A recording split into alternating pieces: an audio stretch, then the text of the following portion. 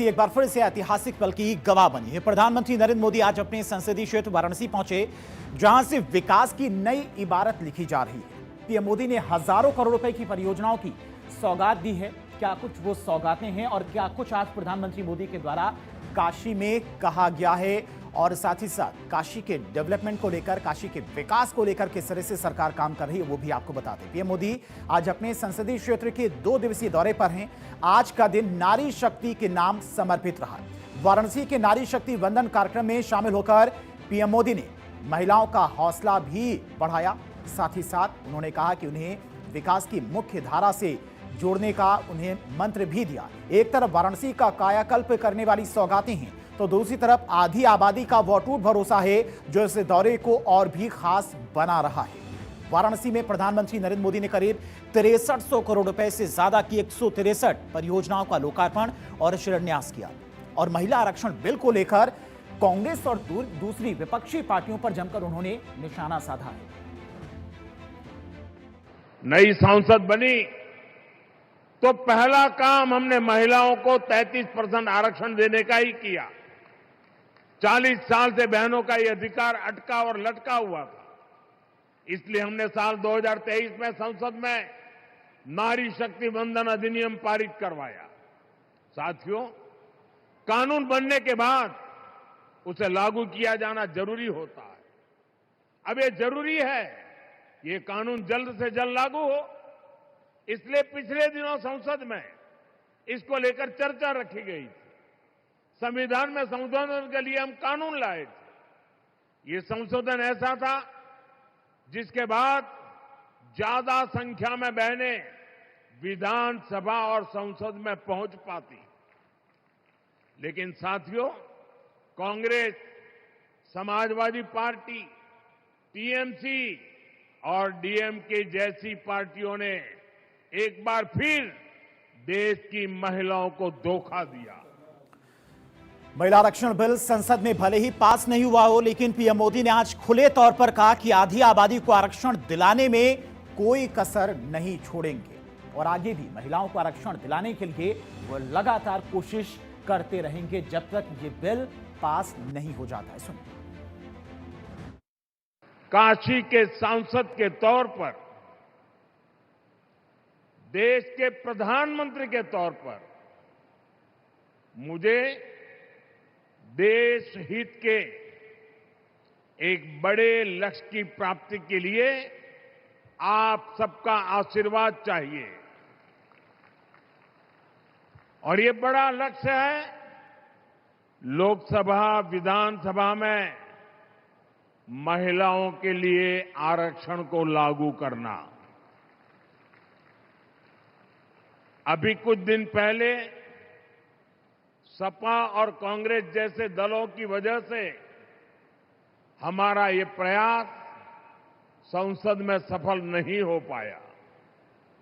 लेकिन मैं आप सभी बहनों को फिर से भरोसा देता हूं, आपके आरक्षण का हक लागू हो, इसमें कोई कोर कसर बाकी नहीं छोड़ूंगा। प्रधानमंत्री जब वाराणसी पहुंचे तो उनका स्वागत गवर्नर आनंदीबेन पटेल और मुख्यमंत्री योगी आदित्यनाथ ने किया। नारी शक्ति वंदन कार्यक्रम में गवर्नर आनंदीबेन पटेल, मुख्यमंत्री योगी आदित्यनाथ के अलावा बीजेपी के अध्यक्ष नितिन नवीन भी मौजूद रहे। महिला आरक्षण बिल पास नहीं होने पर सीएम योगी ने विपक्ष पर भी निशाना साधा है। सुनिए। आज जब यहां पर आदरणीय प्रधानमंत्री जी का आगमन हम सबके बीच में इस नारी शक्ति वंदन अधिनियम, जिसे संसद में जो आदरणीय प्रधानमंत्री जी ने पिछले 11-12 वर्ष में नारी सुरक्षा, नारी सम्मान और नारी सुरक्षा के लिए जिस अभियान को अपने हाथों में लिया था, उसको रोकने की जो कुछ सी साजिश विपक्ष ने, कांग्रेस ने, समाजवादी पार्टी ने, इंडी गठबंधन ने किया है, उसके खिलाफ देश के अंदर आक्रोश की प्रतिध्वनि के रूप में आज हमें आधी आबादी के मन में वह आक्रोश झलकता हुआ दिखाई दे रहा है। वही कार्यक्रम में मौजूद नितिन नवीन ने कहा कि प्रधानमंत्री नरेंद्र मोदी ने देश की आधी आबादी को वो सम्मान दिया है जो पहले की सरकारें ये नहीं दे सकी थी। आज जब पूरा हिंदुस्तान महिला नेतृत्व को आगे देखना चाहता है, उसका भी संकल्प जिस प्रकार से आपने लिया है, वो निश्चित रूप से आने वाले समय में इस संकल्प की सिद्धि की ओर आप इसको लेके चलेंगे। आज हिंदुस्तान जब एग्रीकल्चर से लेकर एआई तक आगे बढ़ रहा है, आज जब आप पूरे इस देश को केवल वुमेन डेवलपमेंट के लिए नहीं, वुमेन लेड डेवलपमेंट कैसे हो, इस दिशा में लेकर आप आगे बढ़ रहे हैं। और आज आपके उस विचार से पूरा देश की आधी आबादी अपने आप को स्वाभिमान और समृद्धि के साथ आगे बढ़ाने के लिए आगे बढ़ रही है। वहीं प्रधानमंत्री ने आज 2 अमृत भारत ट्रेनों की भी सौगात दी। पीएम मोदी ने दोनों ट्रेनों को हरी झंडी दिखाई और ये ट्रेनें बनारस से पुणे और हड़सपर से अयोध्या से मुंबई के लोकमान्य तिलक टर्मिनल के बीच में चलेंगी। बड़ी सौगात के तौर पर इसे देखा जा रहा है। मोदी सरकार में रेल कनेक्टिविटी का लगातार विस्तार हो रहा है।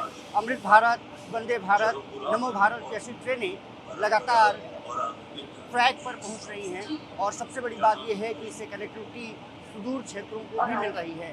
कहा जा सकता है कि रेल कनेक्टिविटी ने नया रिकॉर्ड बनाया है। अश्विनी वैष्णव की अगुवाई में रेलवे लगातार एक स्थान से दूसरे स्थान को जोड़ रहा है। एक नई अमृत भारत ट्रेन शुरुआत की गई है जो कि बनारस से पुणे को कनेक्ट करेगी। अमृत भारत ट्रेन ऐसी है जो कि गैर वातानुकूलित है और आप देख सकते हैं कि ये उद्घाटन स्पेशल इनॉग्रल स्पेशल ट्रेन जो कि शुरुआत की गई है, ये वाराणसी से पुणे को कनेक्ट करेगी और कहा जा सकता है कि इस कनेक्शन से निश्चित रूप से सुदूर क्षेत्रों तक बनारस से लेकर के पुणे तक कनेक्टिविटी बढ़ जाएगी।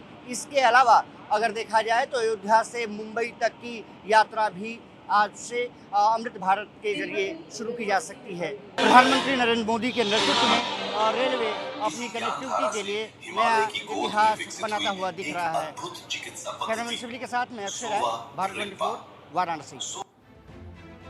और पीएम मोदी का वाराणसी दौरा खास है क्योंकि इस दौरान वे गंगा एक्सप्रेसवे का भी उद्घाटन करेंगे। गंगा एक्सप्रेसवे कितनी बड़ी सौगात है उत्तर प्रदेश के लिए, तो वो भी आपको समझाते हैं। कल प्रधानमंत्री मोदी की तरफ से इस एक्सप्रेसवे का उद्घाटन किया जाएगा। लंबाई की बात की जाए तो करीब 594 किलोमीटर इसकी टोटल लंबाई है। चौड़ाई की बात की जाए तो 120 मीटर ये चौड़ा है। टॉप स्पीड की बात की जाए तो यहाँ पर गाड़ियां 120 किलोमीटर प्रति घंटे की रफ्तार से दौड़ेंगी।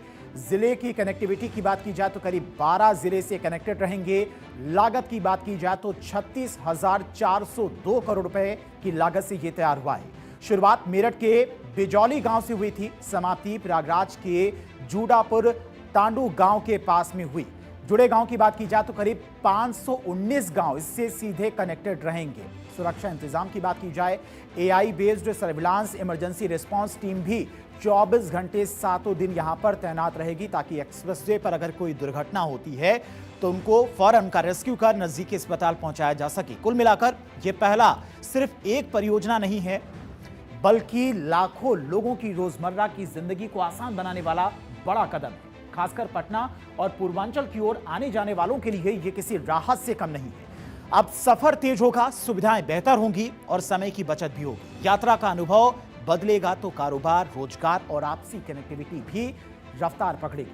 यानी कि ये एक सौगात सिर्फ रास्तों की सौगात नहीं है और रास्तों को जोड़ने वाली सौगात नहीं है, बल्कि लोगों के सपनों और संभावनाओं को भी एक नई दिशा देती है और यही इसकी सबसे बड़ी ताकत के रूप में भी देखा जा रहा है। और चलिए बढ़ते हैं आगे, कुछ और खबरों की बात कर लेते हैं।